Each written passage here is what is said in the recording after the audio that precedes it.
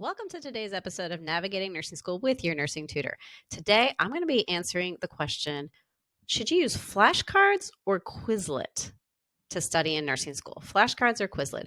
And I have two answers I'm going to give you. And sometimes it depends on the mood I'm in as to which answer I give, but I'm going to share both of them with you today. And one of them might make you a little bit angry. At least it's going to make some nursing students angry. Anyhow, before we jump into that, let me introduce myself if you don't know me already. My name is Nicole. I am the founder of Your Nursing Tutor, and I've been a professional nursing tutor for over 15 years. I make it my goal to help you get through nursing school confidently and calmly, not by spoon feeding you information, but by helping you to independently learn to think like a nurse so that you can develop that lifelong skill that's going to serve you well for your entire nursing school career. I believe that you are an amazing future nurse and you are going to make a difference in the world. And then you're going to be able to turn around and make nursing school even better and easier for the future nurses that come behind you. That's what we're all here for in this positive community. So, the question of which is better, flashcards or Quizlet? So by flashcards, I'm talking about old school paper, the little blue lines with that pink line on the top, those kinds of things, right? That we all used in elementary school. Versus Quizlet, which is basically an online digital form of flashcards that is made super convenient because we all have our phones nowadays, right? That we can just have the app, we can access them. Other people can make flashcard sets in Quizlet for us that we can just then use when we're on the go. Which one is better for nursing school success? So again, I have two answers. My first answer, when I'm feeling ornery, and students ask me this, my first answer is always neither.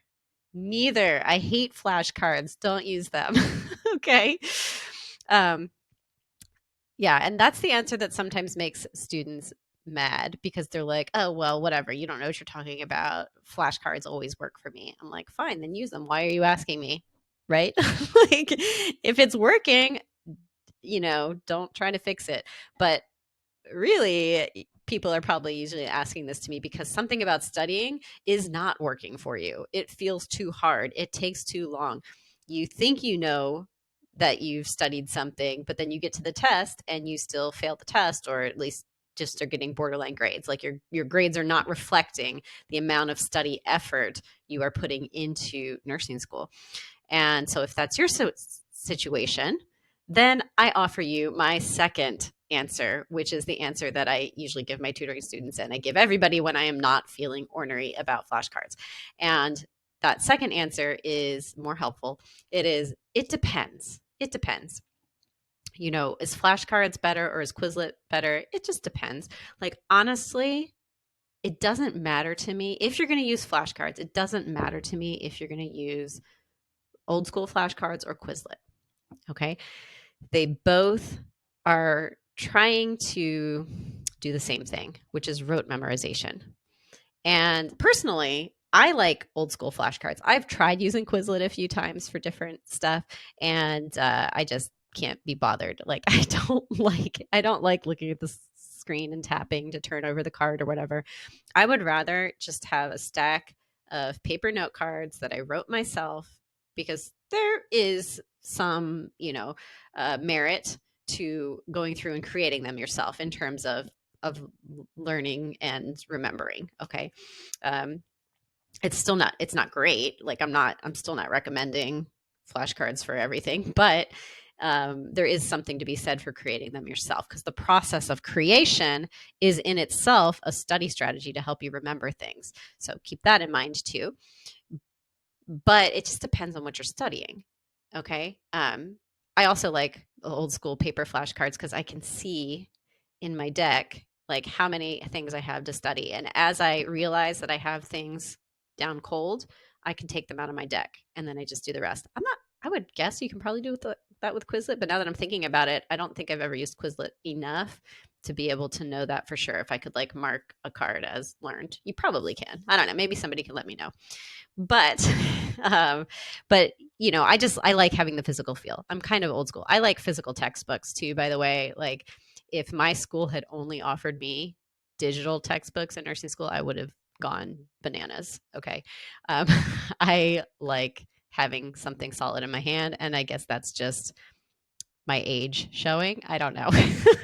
But here's the downside with flashcards, though. And this is true. This is why I don't care. If you want to use paper flashcards, use paper flashcards. If you want to use Quizlet, use Quizlet. I don't care. What I do care is, what are you using flashcards for? Why are you relying on this study technique, the study tactic, in order to try to learn something? Because what you're trying to do with flashcards, regardless of how you make the flashcards, paper or digital, is you're trying to just do rote memorization.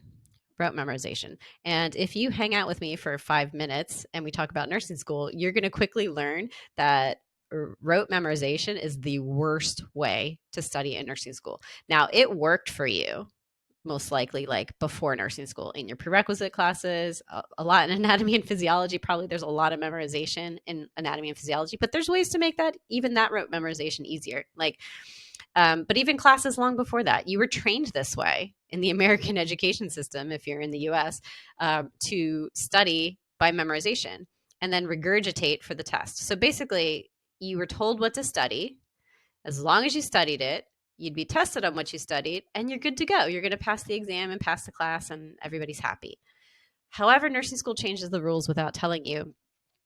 And so they're still telling you what you need to know, though. They're like, study 13 chapters for the next exam. And by the way, this is your first exam, and this is the first day of class, so have fun with that. I'm not really even kidding. For some students have told me that this has happened to them. But then even if you diligently study and memorize everything you can from what you're told you need to know, if that's all you do is try to memorize the content, when you show up to your test, you're at high risk of failing. High risk of failing. And the reason is because they're not testing you any longer on the content itself. Instead, they're testing you on how to think about the content. Though what we call that in nursing school is your clinical judgment. They're testing you on your clinical judgment, which requires you to have a foundation of knowledge. But then you have to know how to, it's kind of like a puzzle. It's like taking those puzzle pieces, but putting them together in new ways. You have to have the puzzle pieces, that's your knowledge, but you have to know how to put them together, and they might not be put together in the same way every time. So you have to know, like, what are the rules for putting them together, and how will it look if it goes this way versus that way, and being able to make predictions and prioritize what would be most important nursing action to take in this situation might be different in this other similar situation, because there's like a little detail that has changed that changes the priorities. And being able to do that, I call that mental gymnastics. Be able to do that mental gymnastics is going to make all the difference between your success and failure in nursing school. And this is why rote memorization, it's not going to get you there. Rote memorization is a very rigid way of thinking, and you need to develop a flexible way of thinking in nursing school. The other downside of rote memorization is it's a passive learning strategy. Okay, it's a passive learning strategy. I should do a full podcast or, YouTube episode. I need to make a video or something in the future where I talk more about active versus passive learning strategy, because I am shocked at the number of students who have never heard of this. It's so key in effective studying, active versus passive learning strategies, because most of the study strategies you are using, I would almost guarantee, are passive learning strategies. And there's been research that has been done that shows that when you are using passive learning strategies, you remember and retain a significantly smaller amount of what you study than if you study using active learning strategies. And the difference is so big, it's so big that you would be better off in a lot of cases not studying all of the information. Okay, so like if you don't have time to cover everything for your next test, but the stuff you do cover, you use active learning strategies, you would probably still do better on your exam than if you covered everything that you were told to study, but you only use passive learning strategies. So I want you to sit with that thought for a minute, that in nursing school, you are often going to be better off studying less than you're told to study, but using active learning strategies, than studying everything but using passive learning strategies. Because passive learning strategies do tend to be quicker you know, but it's because they're less effective, right?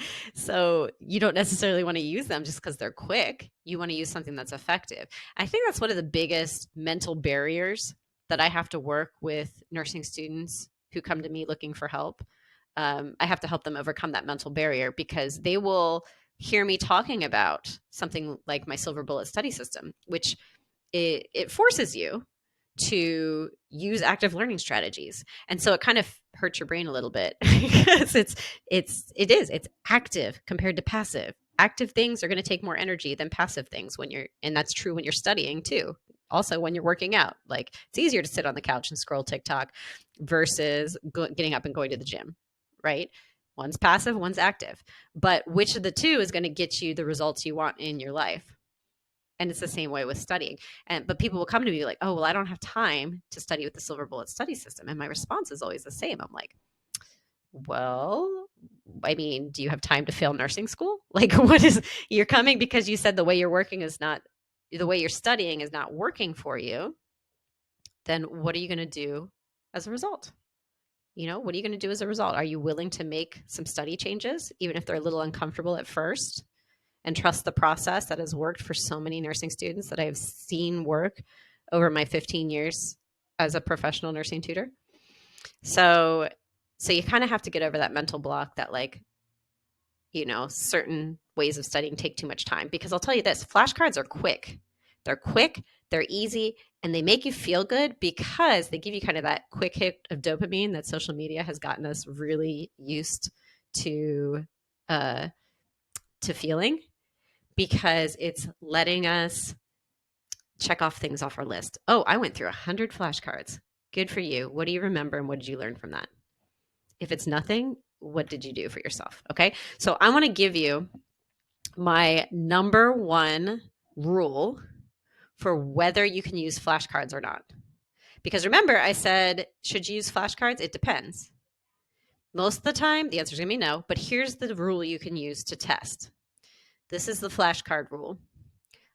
If the information you're trying to learn is a one-to-one correspondence of information, flashcards are okay, because this is probably something you need to memorize.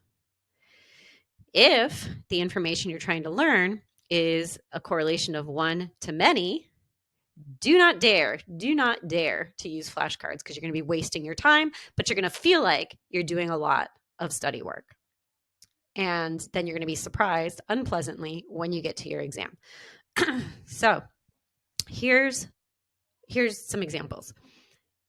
If you are studying definitions, this is going to happen a lot in your nursing fundamentals class, because there's a lot of new vocabulary to learn when you start nursing school. Then that's a one-to-one correspondence. It's the word, it's the definition. Boom. That's fine for a flashcard. I use that for flashcards. Root words are also great. I had to take a little sip. I feel my throat getting a little weird. But one-to-one correspondence, another good example is memorizing lab values. If your school is requiring you to memorize lab values, which a lot of schools still do, I had to when I was in nursing school. I think we're going to see a trend where nursing schools are not going to require that as much anymore. The reason being that the new NCLEX does not require you to memorize lab value ranges, normal lab value ranges anymore, which I think makes sense. I mean, honestly, I think it's good to know approximately what the lab value range is, but I understand why they're not requiring people to memorize it for NCLEX anymore, because you will always see it. Like, every lab has its own lab range, so they're not even consistent always, like completely consistent. They're similar, but they're not completely consistent everywhere. And every time you look at a lab test result, they're going to give you the range for that lab. So that kind of makes sense. But if your school still requires you to memorize lab values, that's the lab test, the normal range. Boom. One-to-one correspondence. You can memorize it with flashcards. Those are great things. Reviewing anatomy and physiology can be a good use of flashcards. Although I could do a whole nother episode on A&P tips, which I'm going to write that down because that's a good idea. Because there's much better ways to study anatomy and physiology a lot of times than simple flashcards. That will make it easier, because there's a ton of memorization in anatomy and physiology. There's nothing you can make you can do really to reduce that memorization, but there's a lot of things you can do to turn the rote memorization into active learning strategy, which automatically makes memorization easier and it makes it retain better. So if you're still in anatomy and physiology and you can retain your A and P better, then when you get to nursing school, you've already set yourself up for better success because you're not going to have to go back and review as much anatomy and physiology because you accidentally brain dumped it after the exam. Okay. Now, if you're in a current nursing student, you're like, oops, I already did that. That's okay. That's why the silver bullet study system is set up the way it is because honestly, most nursing students brain dump a lot of anatomy and physiology. But we can fix that in step 1 of the silver bullet study system in a very manageable, not overwhelming way. Now, let me give you an example of a topic that is not good for flashcards, but tons of nursing students make this mistake and use it for flashcards anyway. And not only this, I'm going to save you some money here. There's a lot of people that make a lot of money from nursing students who think they need flashcards for this topic. Here's the deal. Drug cards. Do not make flashcards for drugs. Here's the reason why. You have a medication and everything you need to know about the medication, from the mechanism of action to the therapeutic effects to the adverse effects to the nursing care. You are never going to remember that, y'all. Never. That's going to be spaghetti brain. Okay? You're going to mix things up. Even if you manage to memorize that flashcard, you have no memory hooks to keep it together. So it's going to get floaty. It's going to get cloudy. You're going to mix up those adverse effects with that other flashcard that you were studying that had a similar really long list that you can't keep straight, and everything's going to merge together. And so when you get to your exam, you're not going to be able to think about that information because it's not solid in your brain. Better to study with the silver bullet study system. I have some adaptations for how to do pharmacology. That could be another episode. Let me write that down too. See, I love getting ideas for how, future episodes. If you guys ever have suggestions for future episodes, let me know. Come to my website at yournursingtutor.com and just drop me an email and tell me what you'd like to hear me talk about. But yes, so we don't want to use that for drug cards. Another example of when we don't want to use flashcards is going to be for disease processes. Like, don't even think about even something that might seem to you as simple as the disease and all the symptoms. And you're like, well, I'm not doing the pathophysiology or the nursing care. It's just the symptoms. That's 1-to-1, right? No, it's not, because there is more than one symptom. And believe me, those symptoms are caused by different things. So if you just try to memorize them, again, they're going to get loosey-goosey. You don't understand why the symptoms are happening, which means you can't understand how to prioritize the nursing care for those symptoms, or even in a lot of times how to prioritize which ones are more severe that require an immediate intervention versus which ones are like home care, like it's annoying, but it's acceptable. In order to be able to do that kind of prioritization, you have to understand, which is why flashcards are not good for memorizing symptoms of disease processes. What's the answer then? Obviously, the silver bullet study system, because when you get to step 3 of the silver bullet study system, you'll have laid enough foundation in step 1 and 2 of your normal knowledge that you'll be able to, especially as you get practiced at it, you'll be able to easily make predictions about the types of symptoms you would see, because you're going to understand exactly why that would happen based on what's normal, based on what has broken with the pathophysiology, and what's going to happen next. Okay? This is why I always tell people, that you do have all the critical thinking skills you need, you just need to learn to apply it to nursing content. And you have to have that nursing content in your head, right? Solidly in your head so that you can think about it as you're going through nursing school. So that's when you do and do not use flashcards. And again, doing active learning strategies. Oh, which reminds me, I forgot to write down active learning strategies. I think I have all of next month's episode ideas just from, okay, active versus passive. I should do an episode on that too, because that'll really help you guys out, and I can give you some more suggestions for active learning strategies as well. But in the meantime, if you're interested in learning more about the silver bullet study system so that you can start moving away from flashcards, now that you know what to use flashcards for, it doesn't matter if you use paper flashcards or Quizlet. Use what works best for your brain and your lifestyle, but also move on to active learning strategies, using the Silver Bullet study system is a great way to get away from flashcards for the things that you need to understand and not just memorize. And I have a free 10-minute overview of the Silver Bullet study system where I explain the entire system. Just go to yournursingtutor.com/SBSS. That's SBSS for Silver Bullet Study System. And you can just fill out that little form there and be able to get access to that right away. I'll email it to you. It also comes with a PDF download that gives you a quick reminder of what the 4 steps are. Some of my students like to laminate that and stick it in their textbook so that they can remember as they are sitting down to study. Last thing, if you love this podcast, it would mean so much to me if you could go to Apple Podcasts and leave a 5-star review.